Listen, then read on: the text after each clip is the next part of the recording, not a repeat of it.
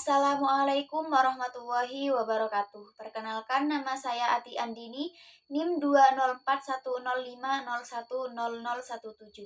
Saya dari kelas Perbankan Syariah 2. Di sini saya akan memberikan video tanggapan dari Bapak Abdul Wadud Nafis, yaitu tentang penghitungan pendapatan nasional. Yang pertama ialah definisi pendapatan nasional. Pendapatan nasional adalah nilai total output akhir suatu negara dari semua barang dan jasa yang diproduksi dalam satu tahun. Selanjutnya ialah konsep pendapatan nasional. Konsep pendapatan nasional terdiri dari yang pertama produk domestik bruto atau GDP, yang kedua produk nasional bruto atau GNP, yang ketiga produk nasional neto atau NNP, yang keempat pendapatan nasional atau NNI, dan yang kelima pendapatan perseorangan atau PI. Dan yang terakhir pendapatan yang siap dibelanjakan. Yang pertama ada produk domestik bruto atau GDP. Produk domestik bruto atau Gross Domestic Product merupakan jumlah produk baik barang maupun jasa yang dihasilkan oleh unit-unit produksi di dalam batas wilayah suatu negara atau domestik selama 1 tahun.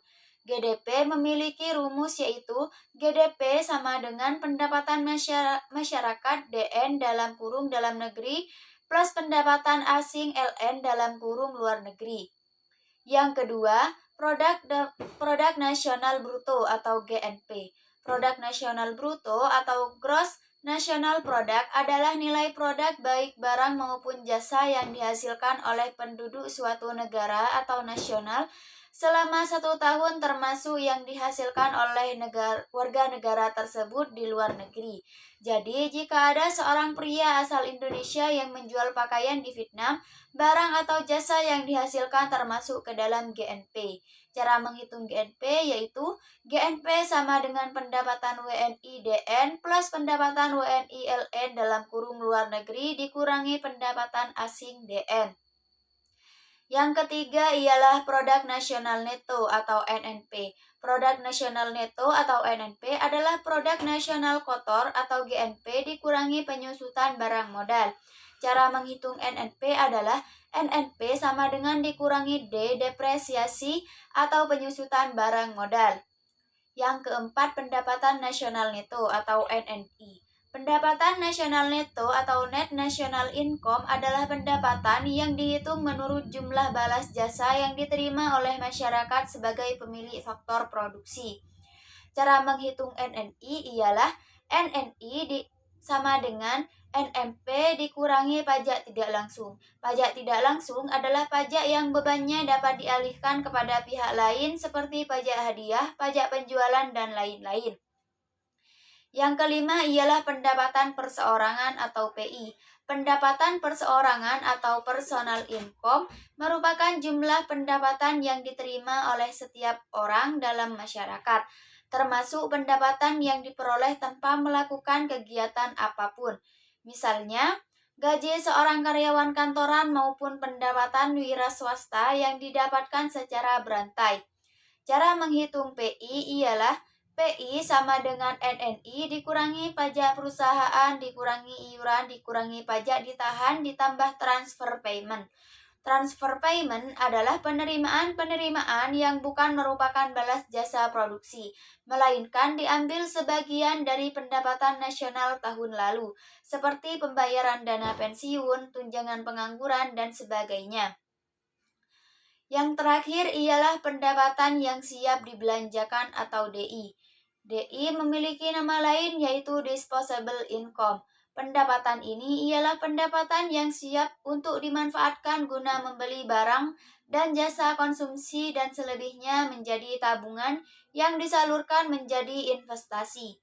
Cara menghitungnya ialah DI sama dengan PI dikurangi pajak langsung.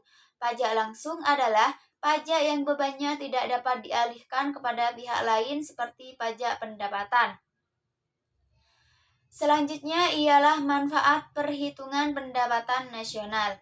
Manfaat perhitungan pendapatan nasional itu ada 9, yaitu yang pertama mengetahui tingkat kemakmuran suatu negara, yang kedua mengevaluasi kinerja perekonomian dalam skala tertentu, yang ketiga mengukur perubahan perekonomian suatu negara secara berkala, yang keempat memudahkan dalam membandingkan kinerja ekonomi dari setiap sektor, yang kelima sebagai indikator kualitas hidup masyarakat di suatu negara, yang keenam sebagai indikator perbandingan kinerja antar negara, yang ketujuh sebagai indikator perbandingan kualitas standar hidup antar negara, yang kedelapan sebagai indikator dan perbandingan tingkat pertumbuhan ekonomi dari waktu ke waktu, dan yang kesembilan sebagai indikator dan perbandingan pertumbuhan ekonomi dan kekayaan dari suatu negara.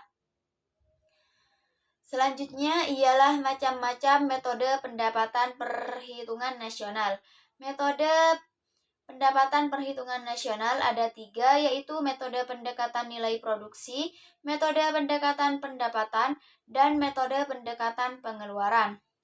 Yang pertama ialah metode pendekatan nilai produksi. Pendekatan nilai produksi adalah menjumlahkan barang atau jasa yang diproduksi oleh seluruh usaha baik itu BUMN maupun UMKM pada suatu negara dalam waktu setahun.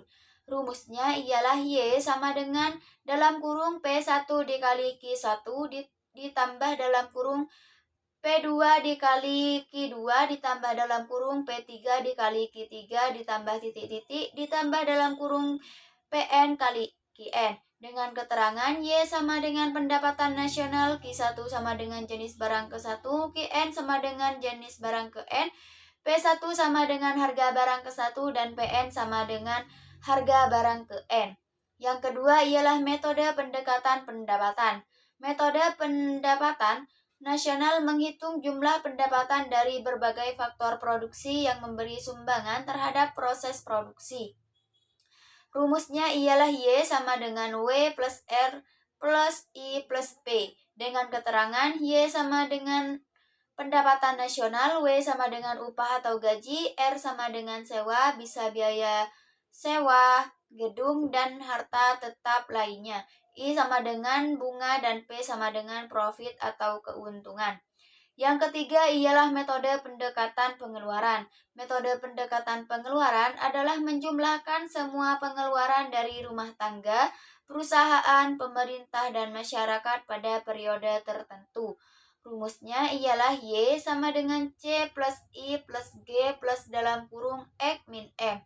Dengan keterangan Y sama dengan pendapatan nasional, X sama dengan ekspor, M sama dengan impor, C sama dengan konsumsi rumah tangga, I sama dengan investasi, dan G sama dengan pengeluaran pemerintah.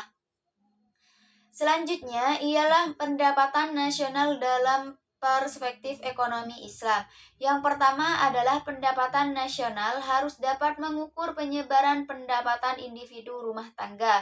Yang kedua, pendapatan nasional harus dapat mengukur produksi di sektor pedesaan.